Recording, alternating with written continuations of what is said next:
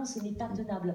Ça peut déclencher des évanouissements, enfin vraiment. Et puis, bref, je ne veux pas non plus plomber l'ambiance, mais voilà, parlons-en. Parce que je sais bien, ça vous tient à cœur. Moi, je ne savais pas, Joël, du coup. Non, parce que je ne révèle pas tous mes secrets. Mais ça veut dire qu'il y a encore beaucoup de tabous. Toutes les maladies qui touchent à l'intimité féminine, comme les cancers génitaux, c'est pareil, on n'en parle pas.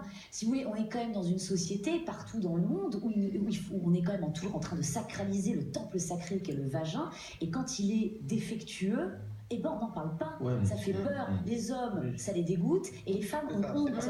Ben oui, et les femmes ont honte.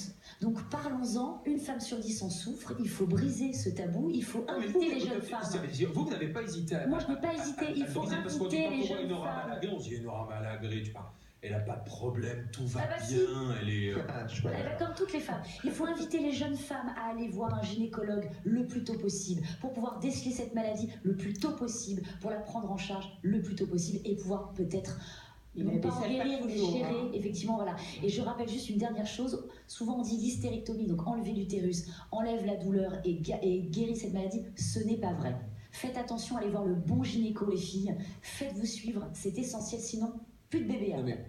Mais pardon, parce que vous avez dit vous ne pourrez pas avoir d'enfant. Moi, je ne peux pas avoir d'enfant. Cette maladie a détruit mon utérus et je ne peux pas avoir d'enfant. Donc c'est vraiment... alors je ne vais pas trop parler trop longtemps parce que souvent je fonds en larmes. Cette maladie a vraiment... Quand est-ce que vous l'avez... Moi, je l'ai décelée à une trentaine d'années. Et en plus, parce qu'il y a plusieurs cas. Certaines le découvrent quand leurs règles apparaissent, d'autres sur le tard. Moi, j'ai eu des douleurs absolument incommensurables à partir de 30 ans. Ma maman souffre aussi de cette maladie. Donc c'est elle qui m'a mis la puce à l'oreille en disant...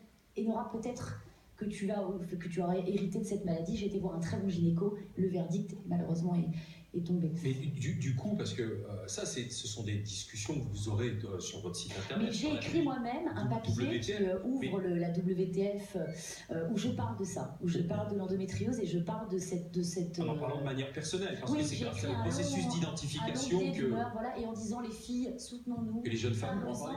Et notre vie ne se résume pas à notre utérus. Et c'est pas parce qu'on ne peut pas avoir d'enfants, qu'on ne veut pas avoir d'enfants, que nous ne sommes pas des femmes. Heureusement.